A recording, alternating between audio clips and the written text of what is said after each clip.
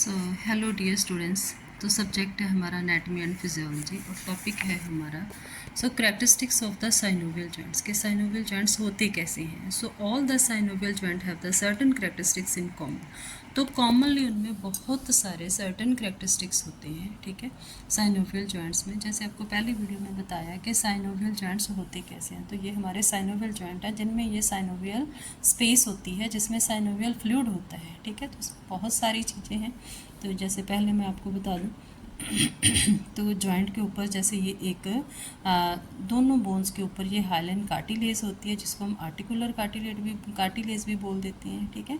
जहाँ से ये लाइट कलर है, डार्क कलर वाले को हम साइनोवियल मेम्ब्रेन बोलते हैं। तो ये दोनों मिलके एक हमारे पास साइनोवियल कैविटी बनाते हैं। इस साइनोवियल कैविटी में एक फ्लूइड होता है जिसको हम साइनोवियल फ्लूइड बोलते हैं, ठीक है। तो जॉइंट के ऊपर ये एक स्लीव होती है तो जो जॉइंट को एक्स्ट्रा प्रोटेक्शन देती है, ये जो येलो कलर में दिखाई हुई है, ठीक है। तो इस तरह हमारा जॉइंट पूरी तरह से स्टेबलाइज रहता है और उसके ऊपर बहुत सारे लिगामेंट्स, टेंडन्स होते हैं, छोटे छोटे अंदर पैड्स होते हैं, कुछ फाइब्रोकार्टिलेज के होते हैं जैसे मेनिस्की, ठीक है। तो कुछ यही साइनोवियल फ्लूइड की छोटी छोटी ऐसे पॉकेट्स में पैड होते हैं, ठीक है, जिसको हम बरसे बोल देते हैं। तो ये सारे इसके सर्टेन कैरेक्टरिस्टिक्स हैं, तो इनको हम डिटेल में थोड़ा करते हैं। तो इसमें फर्स्ट कैरेक्टरिस्टिक्स है हमारे पास जैसे कि आर्टिकुलर और द हाइलाइन कार्टिलेज। जैसे मैंने आपको बताया कि ये दो बोन के ऊपर ये जो लाइट कलर है, ठीक है, ये आपको दिख रहा है, यहाँ पे लिखा हुआ आर्टिकुलर कार्टिलेज। तो इसको हम बोल रहे हैं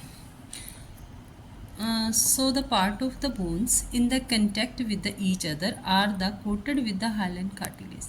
तो जो बोन के एंड पार्ट होते हैं जो जॉइंट में पार्टिसिपेट करते हैं, तो उन्होंने उसमें क्या बोला है कि वो हाइलाइन कार्टिलेज के साथ कवर्ड होते हैं, ठीक है। So this provide a smooth articular surface. तो इसके साथ जो आर्टिकुलेट करने वाली, मतलब दो बोन्स में हिस्सा लेने वाली, पार्टिसिपेट करने वाली सरफेस होती है वो स्मूथ हो जाती है, उसके ऊपर एक स्मूथ सी कवरेज देते हैं। सो रिड्यूस द फ्रिक्शन, तो जिसकी वजह से फ्रिक्शन नहीं होती दोनों बोन्स के बीच में, and is the strong enough to absorb the compression forces and bear the weight of the body. तो ये क्या करती है, ये जो हमारी आर्टिकुलेज कार्टिलेज होती है, जैसे हर एक जॉइंट के ऊपर एक बॉडी का वजन पड़ता है, एक कंप्रेशन पड़ता है, ठीक है, तो उस कंप्रेशन फोर्स को ये एब्जॉर्ब कर लेती है। तो इस तरह ये बॉडी के वेट को बियर करने में, उठाने में, ठीक है, पावरफुल हो जाती है। So the cartilage lining which is up to the 7 mm thick. तो ये 7 मिलीमीटर थिकनेस में होती है इन यंग पीपल, ठीक है। So become thinner and the less compressible with the as.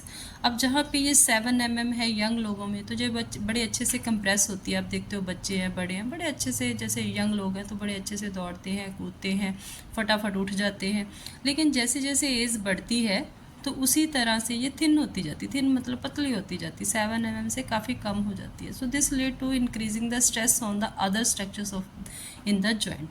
तो जॉइंट में फिर जो दूसरी स्ट्रक्चर्स होती हैं, बोन्स के जो पार्ट्स होते हैं, उसके ऊपर फिर क्या होता है, स्ट्रेस पड़नी शुरू हो जाती है। वो जो शॉक ऑब्जॉर्प्शन हो रही थी वो कम पड़ जाती है। Cartilage has the no blood supply, ये हम पहले भी पढ़ चुके हैं कि कार्टिलेज में जब हम अडल्ट हो जाते हैं, बड़े हो जाते हैं, तो इसमें विद एज तो इसमें कोई ब्लड सप्लाई नहीं होती है।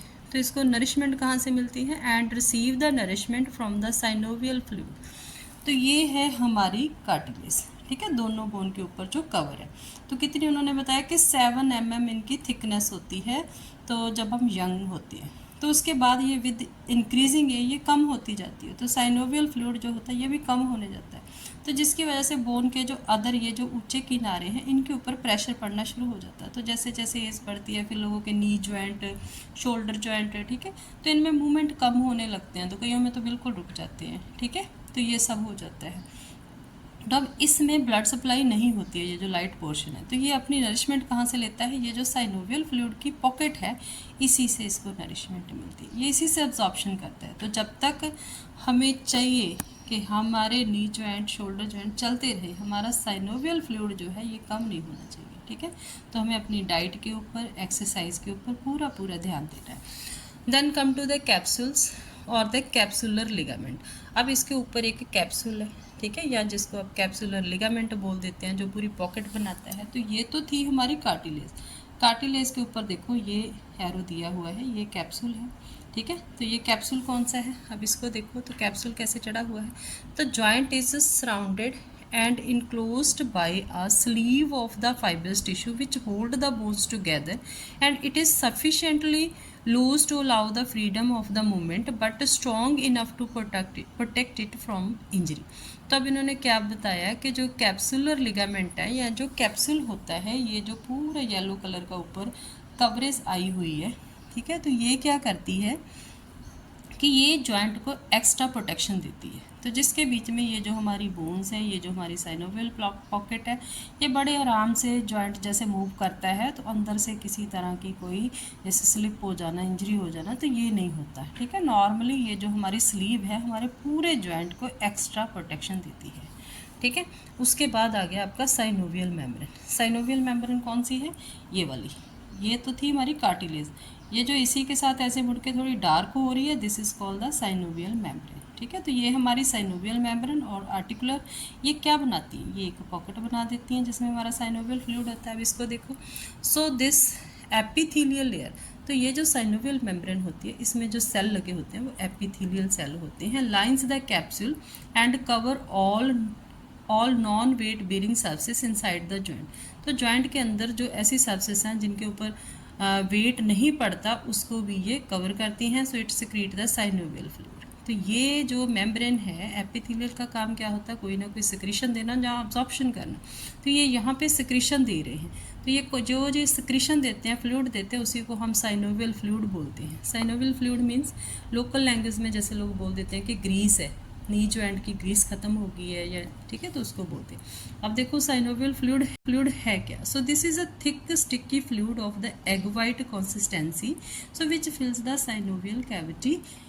सो ये जो साइनोवियल फ्लूइड है, क्या उन्होंने बोला है, स्टिकी होता है, स्टिकी फ्लूइड होता है, एग वाइट, जैसे एग के अंदर एक वाइट सा लिक्विड निकलता है ना, स्टिकी वाला, उस टाइप की इसकी कंसिस्टेंसी होती है, थोड़ा ऑयली टाइप का होता है, ठीक है। तो ये साइनोवियल कैविटी के अंदर पूरा भरा होता है, उसको फिल करके रखता है। तो आगे ये करता क्या है, so it nourishes the structures within the joint cavity. Joint cavity के अंदर काफ़ी सारी स्ट्रक्चर्स होती हैं, तो ये सबको नरिशमेंट होता है, देता है। जैसे कि हमने अभी पढ़ा था कि जो हमारी कार्टिलेज है उसमें कोई ब्लड सप्लाई नहीं है, तो वो नरिशमेंट साइनोवियल फ्लूइड से ही लेती है। उसके बाद contain the phagocytes which remove the microbes and the cellular debris. Cellular debris होती है सेल्स का वेस्ट प्रोडक्ट, ठीक है, कोई सेल की डेथ होगी या उसका जैसे भी कोई टूटा फूटा पार्ट कह लो, तो कंटेन द फैगोसाइट्स किस में होते हैं, साइनोवियल फ्लूइड में होते हैं। ये हमारे एक इम्यूनोलॉजिकल सेल्स होते हैं। ये क्या करते हैं, माइक्रोब्स को, सेल डेब्रिज को, सबको इनगल्फ कर लेते हैं। इनगल्फ करना मतलब हजम कर जाते हैं, ख़त्म कर देते हैं। तो इनका बेसिक फंक्शन क्या हो गया, cleaning of the joint cavity. तो जॉइंट के अंदर जो साइनोवियल कैविटी की ये क्लीनिंग करते हैं, अंदर किसी भी तरह का जैसे डेब्रीज हो गया, माइक्रोब्स हो गया, माइक्रो ऑर्गेनिज्म चले जाते हैं तो उनको ये ख़त्म कर देते हैं। सो एक्ट एज अ लुब्रिकेंट। तो ये लुब्रिकेंट की तरह भी काम करते हैं। लुब्रिकेंट क्या होता है, वही ग्रीजिंग करना, जैसे किसी चीज़ में आप अपने साइकिल की करते हो, गाड़ियों की करते हो, ठीक है, कोई ऑयल लगाते हैं, तो लुब्रिकेंट होना मतलब क्या होता है कि दो सर्फेस बड़े आराम से स्लिप करती है एक दूसरे के ऊपर, ठीक है। तो इस तरह करके ये लुब्रिकेशन का काम, ये ऑयल जैसा है तो लुब्रिकेशन का काम करता है। मेंटेन द जॉइंट स्टेबिलिटी, तो हमारे जॉइंट को स्टेबल रखता है। So prevent the ends of the bones from being separated as does a little water between the two glass surfaces। तो हमारे जो बोन के एंड है ये ग्लास सर्फेस की तरह है, ठीक है। तो ये एक थोड़ा थोड़ा जैसे भी एक दूसरे को स्लिप करते हैं तो बीच में लिटल वाटर, जैसे थोड़ा सा ऑयली वाटर होता है इसके बीच में, ठीक है।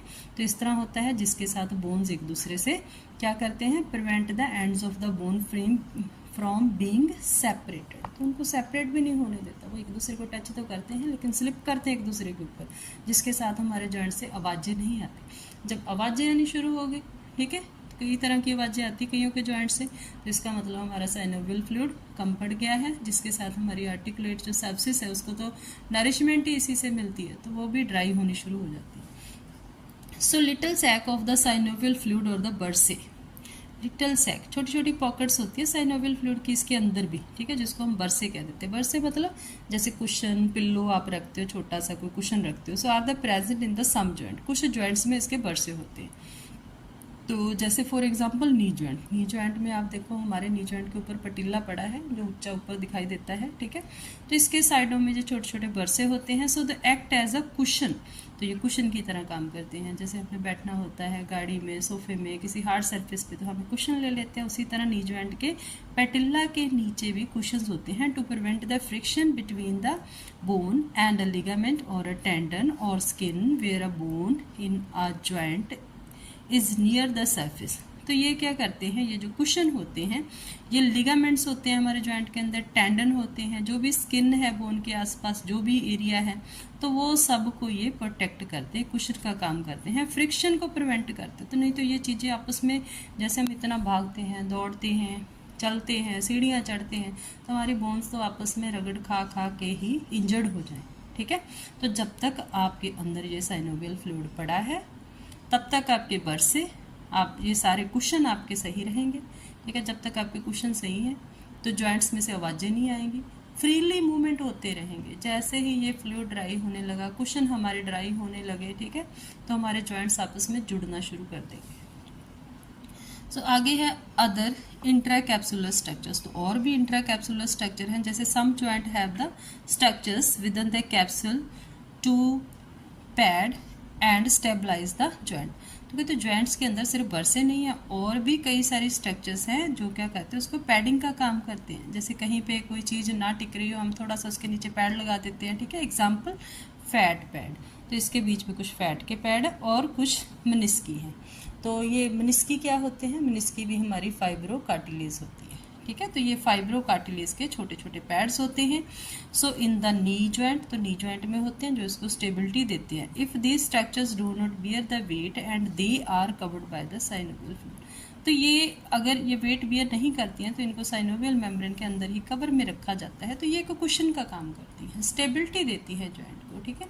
जॉइंट को इधर उधर पेन नहीं होने देती, जॉइंट में कोई भी जो शॉक पड़ता है, प्रेशर पड़ता है, उसको ये अब्जॉर्ब करती है, इनके ये काम है। आगे है एक्स्ट्रा कैप्सुलर स्ट्रक्चर। अब एक्स्ट्रा कैप्सुलर मतलब ये हमारा कैप्सूल है, ठीक है। ये जो हमने पढ़े बरसे, कुशन, ये कैप्सूल के अंदर ही थे।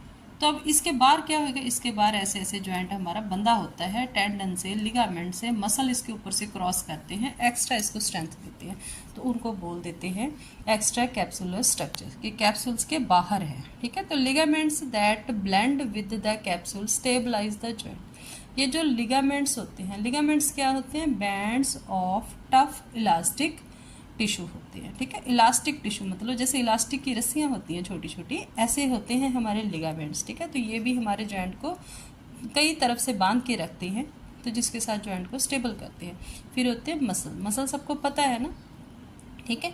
तो मसल्स और देयर टेंडन्स, टेंडन्स क्या होते हैं, मसल की जो एंड वाली ब्रांच होती है, ठीक है।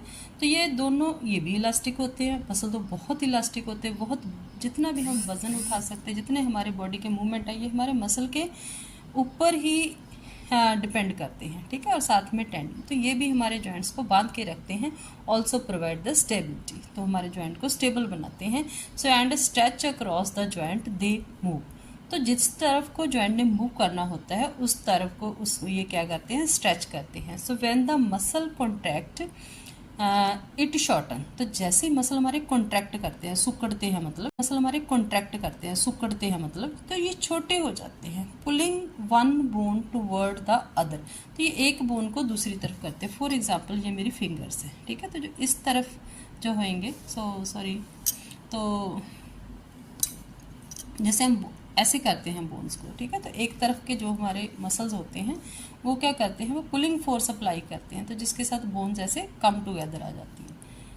तो उसके बाद है nerve and blood supply. So nerves and the blood vessels crossing a joint usually supply the capsule and the muscles that move it. तो देखो हर एक जगह की बॉडी का ऐसा कोई पार्ट नहीं है जहाँ पे ब्लड सप्लाई, तो थोड़े से एक्सेप्शनल एरियाज़ हैं जहाँ पे ब्लड सप्लाई नहीं है, जैसे अभी हमने पढ़ा कार्टिलेज में नहीं है, ठीक है। तो बाकी सब जगह पे हमारे नर्व सप्लाई या ब्लड सप्लाई होती है। जैसे nerves and the blood vessels crossing a joint usually supply the capsule. तो जितने भी जहाँ पे नर्व सप्लाई जाती है, ब्लड सप्लाई जाती है, कैप्सूल को क्रॉस करती है, तो ये जॉइंट को पूरे को सप्लाई करती है, कैप्सूल को सप्लाई करती है, मसल्स को सप्लाई करती है, तो जिसके साथ इसको नरिशमेंट मिलती है, न्यूट्रिशंस मिलती हैं, जिसके साथ ये मूव करता है, ठीक है। तो उसके बाद है movements possible at the synovial joint. देखो साइनोवियल जॉइंट्स है ना, इसमें मैक्सिमम मूवमेंट होते हैं। तो पहला है हमारा फ्लेक्शन होता है कि जैसे बॉडी का ये हाथ ऐसे अंदर को मोड़ा, दिस कॉल द फ्लेक्शन। आप अपनी नेक को अंदर को चेस्ट की तरफ लेके जाते हैं, इसको कहते हैं फ्लेक्शन, ठीक है। सो बेंडिंग जिसको हम बोल देते हैं, bending usually forward but occasionally backward. तो इसमें ज़्यादातर हमारी बॉडी फॉरवर्ड अंदर को बेंड करती है, ठीक है।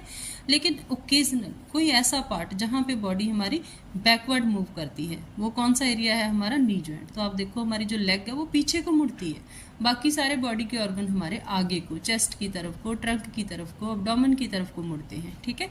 आगे है एक्सटेंशन किसको कहते हैं, स्ट्रेटनिंग और द बेंडिंग बैकवर्ड। अब जैसे आपने नेक को ऐसे अंदर को या हाथ को आपने ऐसे बंद किया तो ये आपका फ्लेक्शन हो गया। तो जब आप इसको ऐसे खोलोगे तो ये आप स्ट्रेट किया तो ये आपकी एक्सटेंशन हो गई, ठीक है।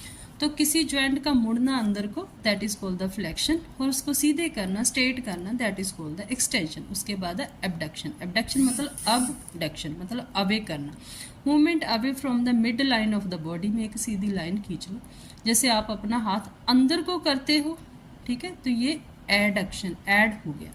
अगर आप हाथ अपना बाहर को करते हो तो ये एबडक्शन मतलब अवे हो गया, बॉडी से अवे होना, बॉडी के टूवर्ड अंदर को होना, ठीक है। अवे होना तो एबडक्शन है। हाथ को आप बॉडी के साथ लगा लेते हो, ट्रंक पे लगा लेते हो, पेट के पास आ जाते हो, तो that is called the adduction. इसी तरह सरकमडक्शन क्या होता है, मूवमेंट ऑफ अ लिम्ब और a digit to that it describe the shape of a cone. जैसे ये कोन है, जैसे यहाँ पे आपकी बाजू लगी है, ये आपका हेड है, तो बाजू को आप इस तरह घुमाओगे ऐसे, जैसे ये फिंगर है तो इसको हम इस तरह घुमाएंगे तो ये एक कोन की शेप दे रही है, ठीक है। तो this is called the circumduction. उसके बाद है रोटेशन किसको कहते हैं कि आप जैसे अपनी लिम्ब को पूरा गोल गोल घुमाओ, पूरा गोल सर्कल बनाओ, ठीक है। So movement round the long axis of a bone, ठीक है। तो पूरा राउंड सर्कल ऐसे हाथ को, अपनी बाजू को, आर्म को ऐसे गोल गोल घुमाना। सो फिर है प्रोनेशन किसको कहते हैं, turning the palm of the hand down. Palm कौन सा है, हाथ का ये हथेली, इसको आप जब ऐसे करते हो तो that is called the pronation. अब इसी को प्रोनेशन मतलब जैसे हम आशीर्वाद देते हैं किसी को या आशीर्वाद मिलता है तो वो प्रोनेशन वाला हैंड होता है। सुपिनेशन किसको बोलते हैं, turning the palm of the hand up. Palm हमारी ये है हाथ का ये वाला हिस्सा, इसको ऐसे ऊपर करना, जैसे मांगने के लिए, कुछ लेने के लिए हम हाथ को ऐसे आगे बढ़ाते हैं, ठीक है। तो that is called the supination. अब इन्वर्शन मतलब इन, एवर्शन मतलब बाहर, ठीक है। तो turning the sole of the foot inward, तो पैर की सोल को अंदर को करना। इवर्शन क्या है, पैर की सोल को बाहर को, आउटवर्ड करना, ठीक है। तो ये हमारे सारे साइनोवियल जॉइंट्स में मूवमेंट होते हैं, ठीक है। तो यहाँ तक था हमारा साइनोवियल जॉइंट्स के करैक्टरिस्टिक्स, ठीक है। तो ये हमारे मेन करैक्टरिस्टिक्स हैं कि इसके ऊपर कवरेज होती है, साइनोवियल फ्लूइड होता है। तो फ्लूइड को मेंटेन करने के लिए प्रॉपरली एक्सरसाइज करनी है, ठीक है, रोज करनी है, और प्लस क्या करना है, अपनी डाइट का पूरा ध्यान रखना है, बैलेंस डाइट लेनी है। Thank you students.